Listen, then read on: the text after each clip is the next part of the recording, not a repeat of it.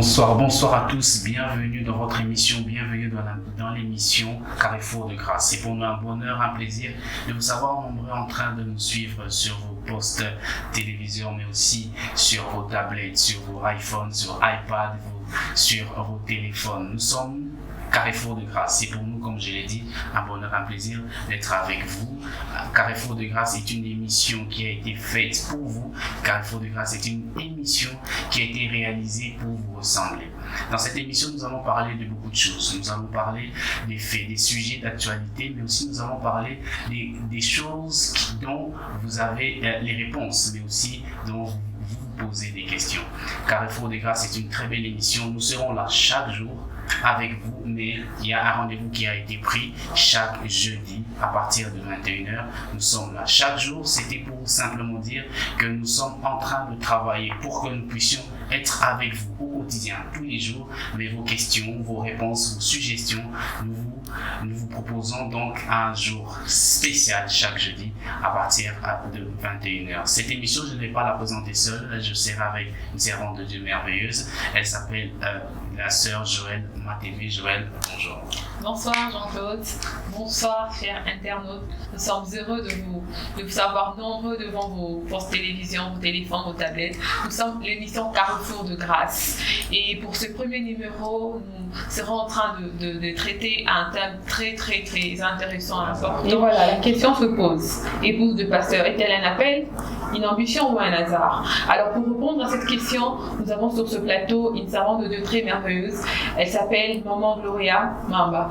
Bonsoir Maman Gloria. Bonsoir Joël. Bonsoir Maman Gloria. Bonsoir Jean-Claude. C'est pour nous un honneur que vous puissiez être avec nous encore aujourd'hui. Merci. Et Maman Gloria, nous allons parler de beaucoup de choses, mais nous allons circonscrire notre émission sur un thème très important, comme la servante de Dieu l'a si bien dit. Maman Gloria, comment est-ce que d'abord, premièrement, comment est-ce que vous êtes devenue servante de l'Éternel? Mais avant que nous puissions parler de tout ça, Maman Gloria, présentez-vous, dites à nos internautes qui est Maman Gloria. Ok, alors qui est Maman Gloria? Maman Gloria, c'est je suis Maman Gloria Osongo Mamba. Osongo, c'est le nom de famille et Mamba, c'est le nom de charité de mon mari, épouse du pasteur John Mamba. Pasteur titulaire de l'église La Compassion, l'extension de Banda. Voilà. D'accord. Maman Gloria. Mère de 3 enfants. Mère de 3 enfants. Alors, il fallait spécifier aussi mère de 3 enfants. Mais est-ce qu'il y a une question qui me revient très rapidement avant que je puisse poser une autre question? Okay. Maman Gloria, est-ce que c'est facile d'être épouse de pasteur, d'être femme ménagère, d'avoir des enfants? Comment vous combinez un peu toute cette sauce? Ok. Déjà, il faut dire que ce n'est pas facile. Ce n'est pas facile, mais Dieu nous aide à combiner toutes les responsabilités que nous avons. Aussi, c'est avec le temps, tu apprends à t'organiser. Avec le temps, tu apprends à mieux faire les choses. Donc, ce n'est pas venu du coup à avoir la maîtrise de comment s'organiser. Oui, donc c'est venu avec le temps. Avec l'aide de mon mari, bien sûr. Voilà, donc on essaie de s'organiser pour bien faire les choses. Alors, Maman Gloria, comment vous avez atterri? L'atterrissage, ok. Comment vous êtes devenue? Comment vous avez atterri dans ce que vous êtes aujourd'hui, épouse d'un pasteur? Ok, alors déjà, je dirais que lorsque j'ai commencé avec mon mari, à l'époque, nous étions encore proposants. Donc, il n'était pas pasteur, il était serviteur de Dieu, il était responsable d'intercession à l'église, La Compassion. Alors, déjà, je savais qu'il était appelé. Je savais qu'un jour, il servirait le Seigneur, que nous servirons le Seigneur ensemble, parce que je serai son épouse. Donc, du coup, je savais déjà, bien avant, lorsqu'on était proposants, on s'est fiancés, on s'est mariés. Mais il n'est pas devenu pasteur, du coup, lorsqu'on s'est mariés. Donc, même après le mariage, ça nous a pris 4 ans. C'est 4 ans après qu'il a été consacré comme pasteur dans une extension de l'église La Compassion. Donc, j'étais déjà préparée bien avant même de m'engager dans le mariage. Et c'est là m'épouse a posé une question. Comment vous êtes passé d'une épouse à l'épouse de pasteur? Cette transition, comment ça s'est fait? Ok, déjà, je suis quelqu'un de nature qui aime apprendre. qui aime apprendre, je suis réceptive, j'aime des conseils. Et pour ma part, si on doit parler de mon expérience par exemple, sachant que la personne avec qui je suis été appelée, qui aurait telle ou telle autre responsabilité, alors je me suis tournée vers les personnes qui ont vécu ça bien avant moi, donc vers le plus grand, les femmes de pasteurs, les épouses de pasteurs plus grandes que moi, qui ont fait plus d'années dans le mariage. Et j'ai dû demander des conseils par-ci, par-là. Elles n'avaient peut-être pas les mêmes expériences, mais moi, ça m'a aidé à avoir toutes ces expériences-là pour combiner avec ce que j'ai vécu afin de m'élancer dans ça. Voilà. Au fait, Maman Gloria, lorsque on vous entend parler, on a l'impression qu'il n'existe pas de hasard dans ce que vous êtes en train de devenir, ce que vous êtes devenu. Il n'existe pas de hasard. Est-ce que être femme d'un pasteur, épouse d'un pasteur, relève aussi du simple hasard? Déjà, je dirais non. Je dirais non parce que pour les enfants des dieux, il n'y a pas de hasard, il n'y a pas la chance. Comme on aime bien dire dans notre pays, la chance est le mot papa. Pour nous, les enfants des dieux, la chance n'existe pas. Le hasard n'existe pas. C'est Dieu qui trace notre chemin. Qui trace notre chemin, c'est Dieu qui nous donne la voie à suivre. Donc, être épouse d'un pasteur n'est pas un hasard. Voilà, n'est pas un hasard. Je veux vraiment me concentrer par rapport à la question du thème de l'émission. Être épouse d'un pasteur, c'est un appel. Okay. Voilà, c'est un appel. C'est un appel, et pour aller encore plus loin, c'est un appel bien sûr, mais il y a aussi certaines femmes qui épousent le pasteur par ambition. Okay. Par ambition, par convoitise, tout simplement pour recevoir peut-être certains privilèges qui sont vus. Nous ne savons pas qu'au-delà de ce privilège, c'est plus une charge, c'est plus une responsabilité, c'est vraiment ça, c'est plus une très grande responsabilité parce que tu es la personne qui doit aider le pasteur à atteindre ses objectifs avec le Seigneur. Tu dois être cette femme qui l'aide à atteindre, qui l'aide à se challenger. Tu dois être la femme qui l'aide à devenir meilleure. Ça veut dire qu'il y ait une différence avant et après et pendant. Oui. Tu vois. Donc voilà. Donc je dirais que c'est d'abord un appel. C'est un appel, mais il y a des femmes qui épousent le pasteur par ambition, mais il n'y a pas de hasard. Et par rapport à ça, si vous dites qu'être l'épouse du pasteur, c'est un appel, comment doit-on reconnaître cet appel-là? Comment les gens font? Comment vous avez reconnu que vous avez cet appel à être épouse du pasteur? Ok. Déjà, gloire à Dieu, nous avons l'Esprit des dieux. L'Esprit des dieux vient nous révéler les choses. L'Esprit des dieux vient nous donner une ligne de conduite par rapport à ta vie. Tu sais, pour certaines personnes, Dieu te dit déjà que ton avenir sera comme ça, tu vas épouser un serviteur de Dieu, tu vois.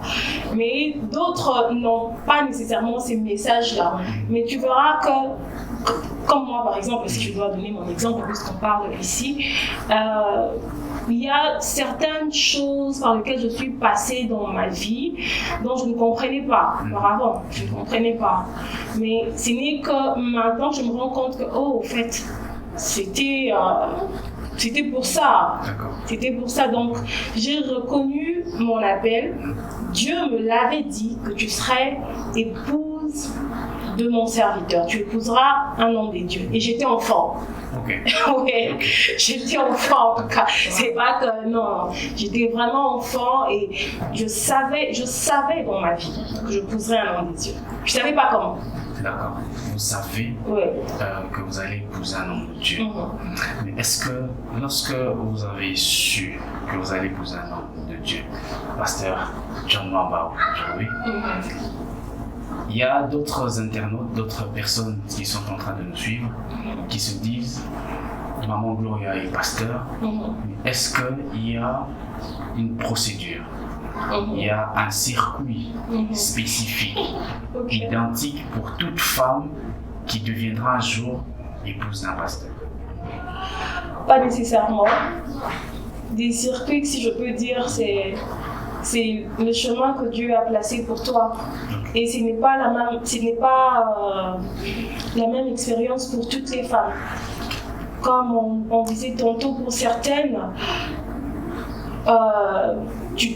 certaines trouvent leur mari déjà pasteur, c'est-à-dire que tu viens trouver un homme qui est pasteur, qui a déjà une église, et tu viens épouser cette personne-là, tu deviens vraiment pasteur.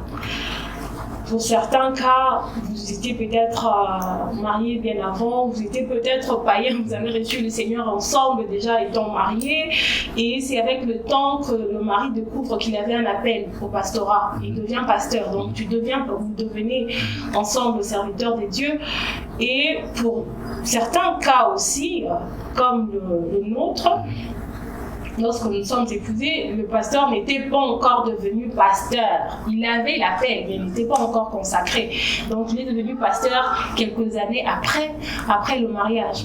Donc on ne dira pas qu'il y a une procédure, non. Ça se fait en fait de façon particulière avec chacun, chacune, voilà. Ok, donc si je comprends bien Joël, on ne peut pas devenir maman pasteur, il n'y a pas un circuit identique pour chaque femme qui deviendra pas de circuit identique. Maman pasteur. Pas de circuit identique en tout cas. Alors lorsque j'étais en train de préparer cette émission, lorsque nous étions en train de préparer cette émission avec la sœur Joël, il y a une internaute qui nous a posé une question, qui nous a dit demandez un peu à maman Gloria.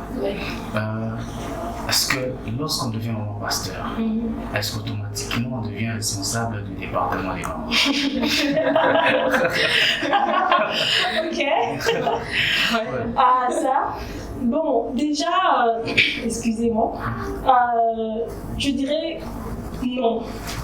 C'est pas parce qu'on est mon pasteur qu'on devient automatiquement présidente des mamans. Mais pour ma communauté, par exemple, lorsque ton mari est appelé, tu travailles ensemble avec ton mari. Mon mari est pasteur, je suis son assistant.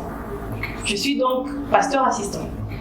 Oui, donc voilà. Donc nous gérons ensemble. Ok? Nous gérons ensemble. En même temps, il est responsable, je viens après lui, je suis responsable et du département de femmes, et du département de musique, et le protocole, et voilà. Donc ce n'est pas, on peut bien placer quelqu'un d'autre, mais après lui, je viens juste là.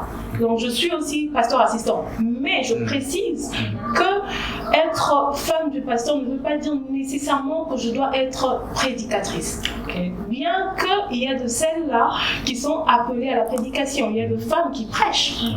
Il y a de femmes qui prêchent. Il y a de mamans pasteurs qui, lorsqu'elles se marient, elles prêchaient déjà, mais d'autres, le mari découvre en elles la prédication, le don de l'enseignement. Oui, mais ce n'est pas le cas pour toutes les mamans pasteurs. Okay? Ce n'est pas le cas pour toutes les mamans pasteurs. Donc, on est pasteur assistant, mais on n'est pas nécessairement prédicatrice, là je précise. Ouais, j'ai oublié de signaler, maman Gloria aussi chantre. Ah, d'accord. Et maman Gloria, à part être chantre, vous avez aussi un appel à la prédication, à la parole. Oui. Ok, vous apportez aussi la parole. J'apporte la parole. Alors, comment ça se passe? Vous êtes chantre, vous apportez la parole, femme de pasteur, et je pense aussi que vous travaillez, vous êtes dans le domaine séculier. Alors, comment vous essayez d'agencer toutes ces choses, sachant que vous avez des enfants aussi, vous êtes aussi femme au foyer. Alors, comment est-ce que toutes ces casquettes, comment est-ce que ça se passe? Bon, il faut dire que c'est une question que je reçois souvent. À la maison, église, au travail, c'est vraiment quelque chose qui se répète. Alors déjà, il faut dire que ce n'est pas facile. Je veux redire encore que ce n'est pas facile. C'est vraiment par la grâce de Dieu et l'Esprit de Dieu qui nous donne la sagesse de combiner toutes ces choses. Deux fois, pour ne pas donner l'impression que je suis une super héroïne. Moi-même, ça m'étonne en fait. Ça m'étonne. Ok, c'est moi. Je disais à mon mari une fois, je lui disais que je crois que Si on me ramène à 5 ans en arrière ou 6 ans en arrière, on me disait que je serais celle que je suis aujourd'hui en train de faire tout ce que je fais là, j'aurais dit que non. D'accord. Vous vous trompez de personne, c'est pas moi. Ouais. Donc vraiment c'est la grâce de Dieu et aussi, gloire à Dieu pour moi, j'ai un mari qui me soutient beaucoup. Ok. Il me soutient beaucoup. C'est vraiment, en dehors d'être pasteur, c'est un mari, c'est un papa. Donc quand tu es fatigué, il peut porter le bébé. Il me porte le bébé, voilà. Il chante pour lui. Donc voilà, donc il m'aide beaucoup. Aussi pour ma part, je prends vraiment le temps de bien observer les choses, de faire la part des choses, de ne pas tout mélanger. Parce qu'au début, c'était pas facile. J'avais des maux de tête, j'avais des stress comme ça. Pourquoi? Parce que je voyais que j'avais trop de choses. Il fallait répéter, il fallait travailler, il fallait. Et dans tous ces domaines, on attend que tu donnes le meilleur de toi. Exactement.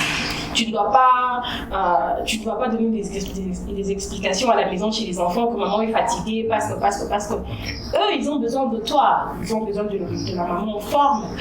Ton mari a besoin de toi. À l'église, on a besoin de toi. On a besoin de maman, que maman soit là. Et dans la famille.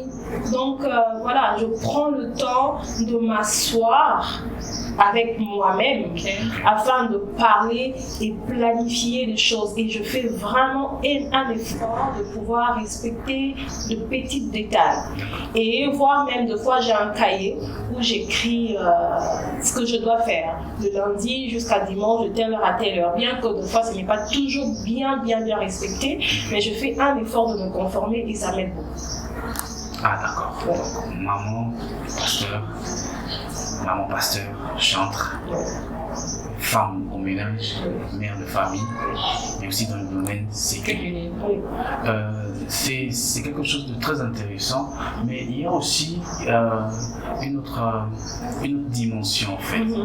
La jeune femme aujourd'hui à Kinshasa, de partout dans le monde, cette jeune femme qui nous suit, qui a comme ambition. Elle se dit, moi c'est seulement un pasteur.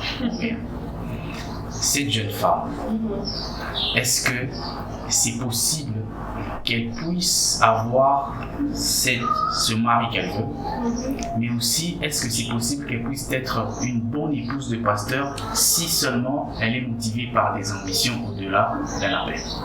Ok, déjà c'est un problème lorsqu'on est motivé par les ambitions, c'est l'envie, hein, c'est le convoitise et c'est un problème. C'est un mauvais départ, c'est un très mauvais départ. Moi je dirais que laisse l'appel des dieux te trouver, laisse l'appel des dieux te localiser. Ne craille pas, parce que le bonheur n'est pas seulement d'être épouse du pasteur. On peut vivre le bonheur en étant femme d'un charpentier, on peut vivre le bonheur en étant femme d'un chauffeur, okay? Mais vivre aussi vraiment des situations difficiles en étant femme du pasteur, surtout lorsque tu n'as pas été appelée, parce que lorsque tu es appelée, Dieu te donne même plus de capacité, il te donne la force. Comme on dit que lorsque Dieu donne la vision, il te donne aussi la provision, mais lorsqu'il ne te donne pas la vision, il ne te donnera pas la provision. Du coup, tu n'auras pas d'énergie pour supporter tout ce qui viendra après. Parce qu'après avoir le privilège de s'asseoir à la première place, après avoir le privilège d'avoir qu'on porte le sac. Voilà. Pasteur. Bon, déjà ça c'est un problème. Mes enfants à l'église le savent. Moi, même le jour où je prêche, je mon sac moi-même. Quand on me demande le sac, je dis non merci. D'accord. Je prends mon sac. Donc voilà. Donc en dehors de tout ce privilège-là, hein, il y a plus de responsabilités. Et bien aimé dans le Seigneur, si tu n'es pas préparé par rapport à ça, tu vas finir par craquer. Okay. Tu finiras par craquer parce que déjà c'est pas tout le monde qui accepte ton autorité. Il y a de ces personnes qui viennent, lui c'est le pasteur. Il n'est pas vraiment pasteur. Il est pasteur ou rien. Okay. Tu vois. Du coup, si toi dans ta tête c'était vraiment genre c'est pas ce que je sois vu, c'est pas ce que je sois considéré, tu vivras de frustration en frustration parce que tu te diras que je n'ai pas le respect qu'on doit me donner en retour. D'accord. Voilà. Maman Gloria, j'allais poser cette question en fait. Nous savons que pour devenir pasteur, il y a l'école de théologie, il y en a plusieurs. Et est-ce que entre vous, épouses de pasteur, vous avez des formations que vous suivez, vous allez pour être formé, pour être efficace dans ce que vous êtes en train de faire? Il y a de forums, il y a de conférences, il y a de rencontres de femmes, de grandes sœurs qui ont été là bien avant nous, qui vous orientent. C'est aussi important d'avoir un mentor, une mentor. C'est important d'avoir. C'est important d'en avoir. Moi, en tout cas, j'en ai parce que après, je voulais avoir une référence. Parce que, comme je disais, comme deux fois on parle avec mon mari, quand on se marie, il n'y a pas un moment de stage avant le mariage. On me dit que je suis stagiaire pour le mariage. Non, on se marie. Du coup, on apprend. Et c'est comme ça avec le pastorat aussi. Tu n'as pas un moment de stage de femme d'épouse de pasteur. Tu es épouse de pasteur. Donc, tu dois apprendre à vivre avec comment ça doit se passer, comment je dois être. Parce qu'après, tu deviens comme une référence. Tu es vu, tu deviens un modèle. Moi, deux fois, je ne réalisais pas ça avant, mais de plus en plus, j'ai réalisé ça. J'ai réalisé ça parce que tu ne peux pas te permettre certaines choses, tu ne peux pas te permettre de parler n'importe comment, tu ne peux pas, tout simplement parce qu'il y a des regards braqués sur toi. Il y a des choses que Joël peut faire. Si Maman Gloria a fait, elle aussi. Donc, du coup, ne pas être hypocrite, vivre vraiment sa vie, être vrai, mais tout en sachant que je suis épouse du pasteur, je ne suis pas n'importe qui, je dois me comporter comme telle. Et Maman Gloria, est-ce que être épouse du pasteur, c'est une carrière? Oh, non. Non, épouse du pasteur, ce n'est pas une carrière. Non, ce n'est pas une carrière, c'est un appel.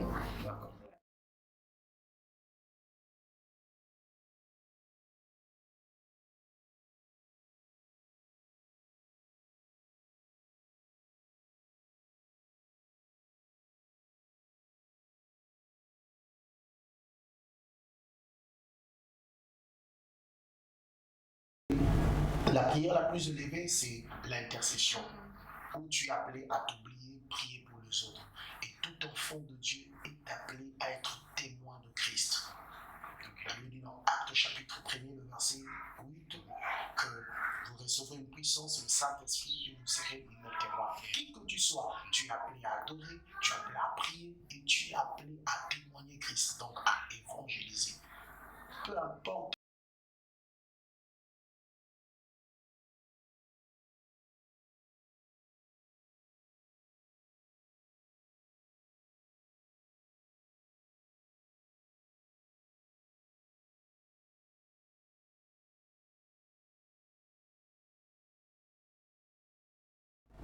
Nous revoilà sur ce plateau après ces petits moments de pause. Nous étions en train de parler, nous nous entretenons avec maman pasteur, maman Gloria Mamba, qui est l'épouse du pasteur John Mamba, pasteur de l'extension Compassion Bandal.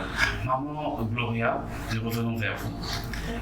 Au fait, jusque maintenant, nous avons parlé de beaucoup de choses. Et dans ce que vous nous avez dit, on a vu la partie visible. Nous avons vu la gloire et tout. Qu'est-ce qui accompagne l'épouse d'un pasteur de manière visible. Mais je pense aussi qu'il y a une partie cachée de l'iceberg dans tout ça. Lorsque le pasteur John Mamba n'est pas là, lorsqu'il doit préparer un culte, lorsqu'il doit être en prière, lorsque vous avez besoin de lui aussi personnellement en tant que femme et en tant qu'épouse, même aussi compère de famille, comment est-ce que vous gérez ces moments où vous devez peut-être être seul? Le pasteur doit prêcher, le pasteur doit être ici, le pasteur doit intervenir là-bas. Comment est-ce que vous gérez tout ça? Ok, déjà, comme j'avais dit bien avant, qu'avant même de se marier, je savais que j'épousais un homme de Dieu qui n'était pas pasteur en ces temps-là, mais il était appelé. Donc je savais qu'il servirait le Seigneur toute sa vie. Donc je savais que nous servirons le Seigneur lorsque nous serons mariés, qu'il sera pasteur, on aura de responsabilités. Donc du coup, j'étais déjà préparée par rapport à ça. Et ce qui fait qu'aujourd'hui, on fait avec. Quand il n'est pas là, on essaie de combler les vides à la maison pour que les enfants ne se sentent pas seuls. Mais aussi, avec lui, on a su vraiment faire de concessions. Ça veut dire il y a un temps pour l'église, il y a un temps pour son travail, mais il y a un temps où il est vraiment à la maison avec nous. Il y a des jours, il y a un jour de la semaine où il nous donne où il ne sort pas. Il est là pour nous, on joue, on s'amuse, on parle. Il est vraiment là. Et on profite de ce temps-là. Nous, on profite de lui, lui, il profite de nous. Ça se passe comme ça. Mais déjà, pour le reste, le moment où il est absent, où il a une prestation, où il est en retraite, on était déjà, moi, personnellement, j'étais déjà préparée à ça. Donc, du coup, ça ne pose pas un problème. Ouais, ça ne pose pas un problème. Donc, il faut se préparer par rapport à ça. Pour toi qui es appelé à devenir mon pasteur demain. Je crois que c'est par cette question qu'on sera en train de chuter. Et j'aimerais que vous puissiez regarder les caméras. Nous soyons en train de parler à ces jeunes sœurs. Leur donner comme un conseil pour celles donc qui sont appelées à être femmes de pasteur et celles donc par ambition elles veulent devenir femmes de pasteur pour les honneurs et pour celles donc qui pensent que par hasard elle pourra devenir femme de pasteur. Si vous avez quelque chose à mot à leur dire avant de finir cette émission. Ok, déjà je dirais que ma sœur, toi qui crois que tu deviendras femme de pasteur par hasard, oublie ça, tu ne deviendras pas femme de pasteur par hasard. Et pour celles qui ont l'appel, j'aimerais vous dire que être épouse du pasteur, c'est une très grande responsabilité parce que tu seras la personne qui devra aider ton mari à atteindre les objectifs avec le Seigneur. Tu seras même la porte par laquelle le diable voudra passer afin de l'atteindre. Et tu devras être prudente par rapport à cela. Donc, être maman pasteur, c'est un appel, c'est une très grande responsabilité. Il faudra aussi cultiver l'intimité avec le Seigneur, cultiver l'intimité avec le Saint-Esprit, parce que Dieu pourra passer par toi pour lui donner aussi des messages. Ok. Et si tu es femme querelleuse, demande au Saint-Esprit de t'aider à ne plus l'être, mais c'est vraiment ça. Donc, si tu sais que tu as l'appel à devenir maman pasteur, prépare-toi par rapport à ça. Prends le temps de prier, prends le temps de lire la Bible. Parle avec les personnes qui sont déjà là, les grandes sœurs. Parle avec elles, comment ça se passe, qu'est-ce que je dois faire pour une meilleure orientation.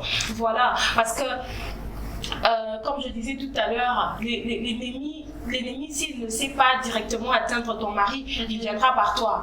L'exemple de Delilah avec Samson, les Philistins n'ont pas su avoir Samson directement. Ils sont passés par Delilah. Du coup, il avait perdu sa vie parce qu'il avait une mauvaise femme. Et je dirais encore l'exemple d'Abigail dans la Bible, Abigail qui était l'épouse de Nabal.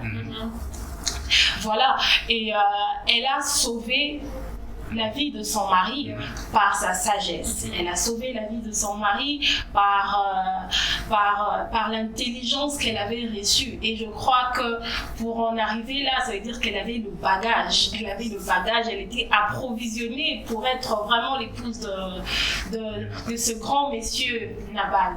Voilà, donc c'est au travers d'elle qu'il avait gardé la vie sauve. Donc si vraiment tu aimerais devenir épouse d'un pasteur un jour, tu devras te préparer par rapport à ça. Voilà. De préparer par rapport à ça. Exactement. C'est sur cette note de préparation que nous commençons à chuter petit à petit par rapport à cette émission. Nous avons parlé aujourd'hui de quelque chose de très important et quelque chose d'actualité. Nous avons parlé de comment devenir femme de pasteur. Est-ce que c'est un appel, c'est une ambition ou c'est un hasard? C'est sur cette note de préparation, femme, sœur, toi qui seras bientôt femme de pasteur, prépare-toi. Ce n'est pas moi qui le dis, c'est la servante de l'Éternel, Maman Gloria Mamba, qui est en train de nous exhorter à la préparation. Nous, c'est l'émission Carrefour de grâce. Nous avons passé un moment édifiant dans la présence de Dieu. Merci Maman Gloria. Merci aussi à Joël qui a été avec moi. Nous avons co-animé cette émission avec Joël. Moi, c'est votre humble serviteur, Jean-Claude Chiboui. Nous nous retrouvons pour un second numéro le jeudi prochain, la même heure, sur la même chaîne, même heure, 21h, sur la même chaîne, sur la chaîne Be Open. Que Dieu vous bénisse abondamment. À jeudi et encore bonne soirée. À jeudi.